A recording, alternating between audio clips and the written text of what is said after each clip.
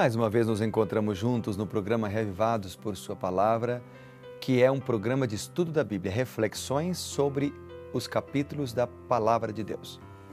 As reflexões que estamos apresentando aqui são reflexões de estudos e também reflexões de impressões que tenho pessoalmente ao ler o capítulo, mas você pode ter a sua reflexão pessoal e deve ter o seu momento com Deus, onde Deus vai falar com você ele pode falar através de um verso, de uma palavra específica do capítulo do dia.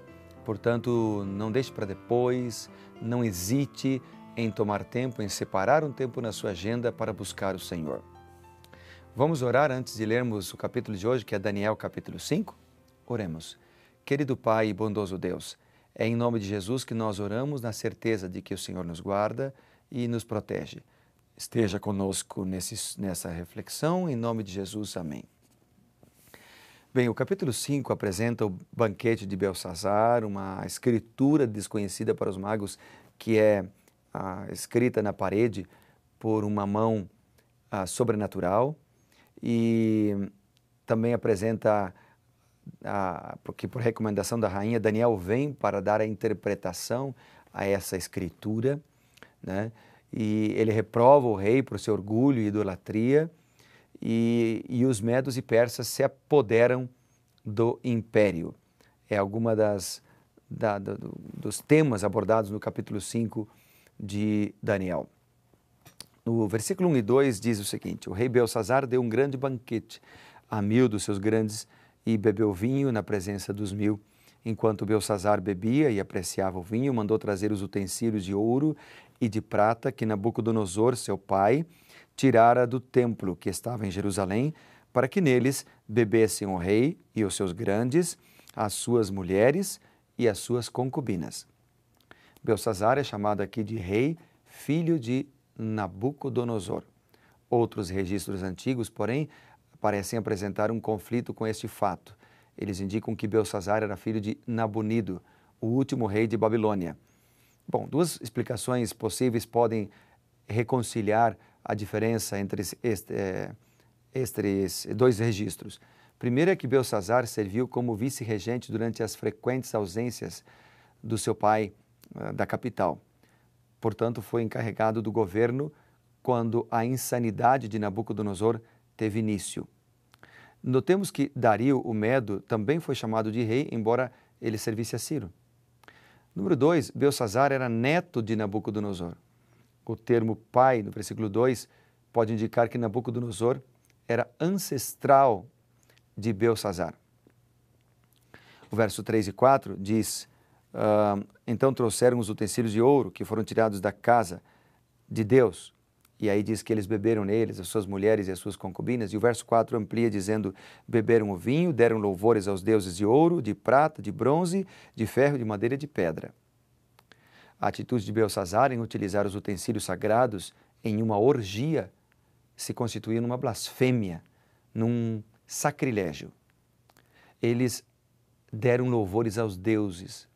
As ações de Beltsazar demonstraram uma afronta deliberada contra o Deus verdadeiro, contra o Deus vivo. Na sequência, o verso 5 até o 7, então, diz o seguinte: no mesmo instante apareceram uns dedos de mão de homem e escreviam defronte do candeeiro na parede do palácio real. E o rei viu os dedos que estavam escrevendo. Então se mudou o semblante do rei, seus pensamentos o turbaram. As juntas dos seus lombos se relaxaram e os seus joelhos batiam no outro. O rei ordenou em alta voz que se introduzissem os encantadores, os caldeus, os feiticeiros. Falou o rei e disse aos sábios de Babilônia: qualquer que ler essa escritura e me declarar a sua interpretação será vestido de púrpura, trará uma cadeia de ouro no pescoço, será o terceiro no meu reino. E então entraram os reis, mas não puderam ler a escritura e muito menos dar a sua interpretação. O rei Nabonido estava na Arábia nesse tempo. Beltsazar era o vice-regente. Terceiro dominador seria o próximo na sequência para assumir o trono. Então não era pouco que ele estava oferecendo. E o verso 8 então diz que eles não puderam entender. E no verso 9 amplia dizendo que se perturbou mais ainda o rei Belsazar.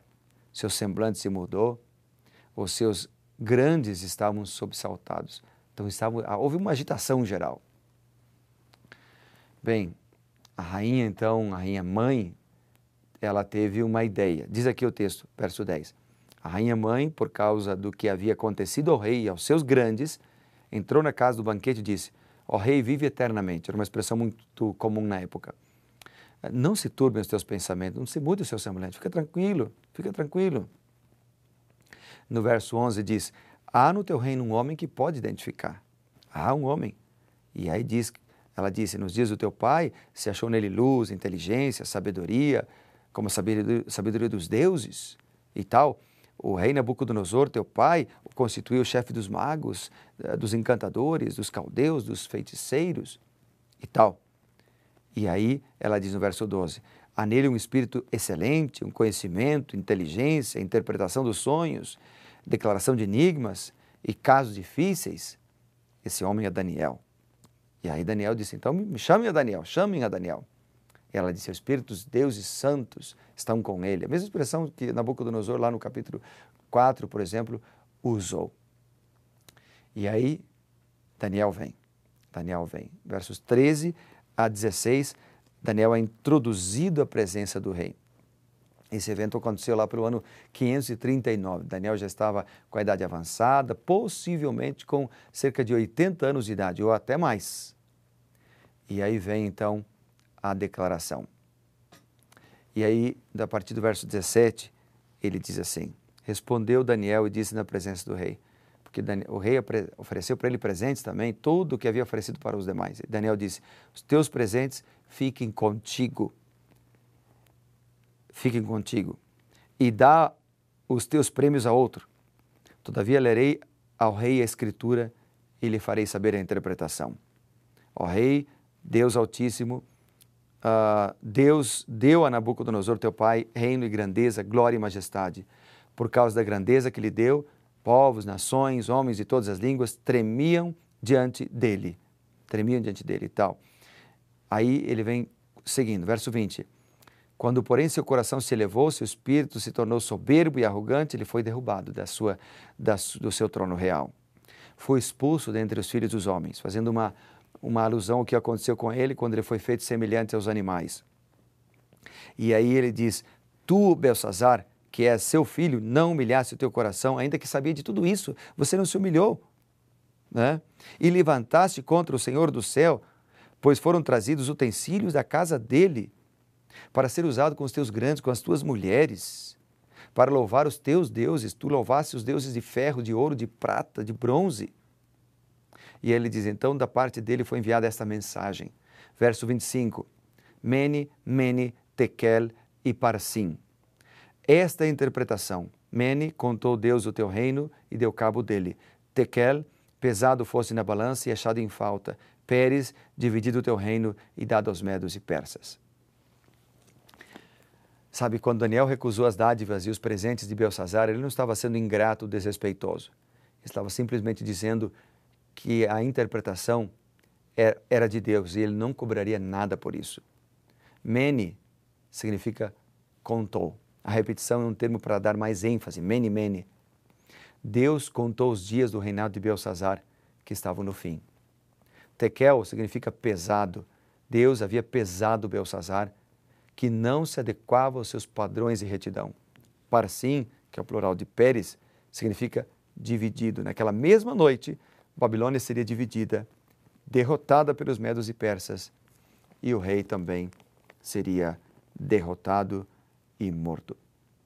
Verso 29 e 30 diz: então mandou Belsazar que vestisse Daniel de púrpura, ele pusesse em cadeia de ouro no pescoço e proclamarem que passaria a ser o terceiro no governo do seu reino. Naquela mesma noite foi morto Belsazar, rei dos caldeus, e Dario o Medo, com cerca de 62 anos, se apoderou do reino. Babilônia foi derrotada pelo exército persa sob o comando de Gubaru, ou aqui diz Dario. Dario, o Medo, é mencionado pelo nome somente no livro de Daniel, porque ele é chamado de Dario, não se sabe. Antigamente os governantes costumavam tomar outros nomes para si, talvez então tenha sido por isso. O que podemos aprender? O que eu aprendi de Daniel 5? Aprendi que Deus está no comando de tudo. Aprendi que não podemos zombar de Deus. Aprendi que devemos honrar o nome do Senhor. Aprendi que devemos aprender com os erros dos outros. Belsazar não aprendeu com os erros de Nabucodonosor. Aprendi que nós devemos confiar no Senhor, no julgamento do Senhor e sermos fiéis ao Senhor.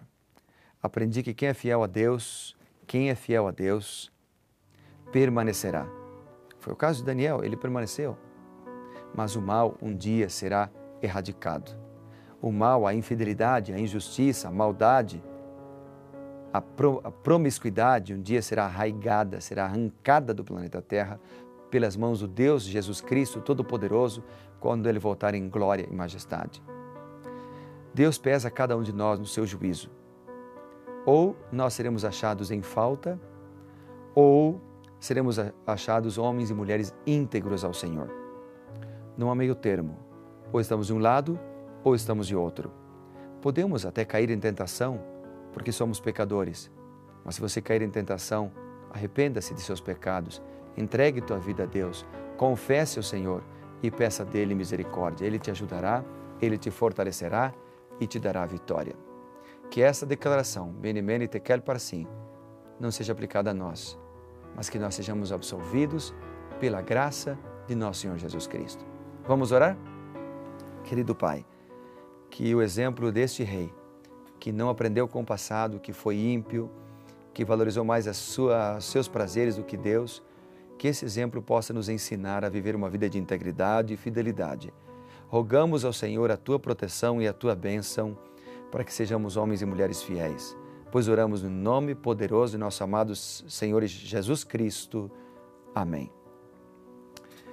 Que Deus te abençoe, que Deus te guarde e lembre-se que quando nós lemos a palavra de Deus, a Bíblia Sagrada, nós somos reavivados por ela. Então que Deus te abençoe, seja reavivado por sua palavra e nos vemos amanhã. Grande abraço.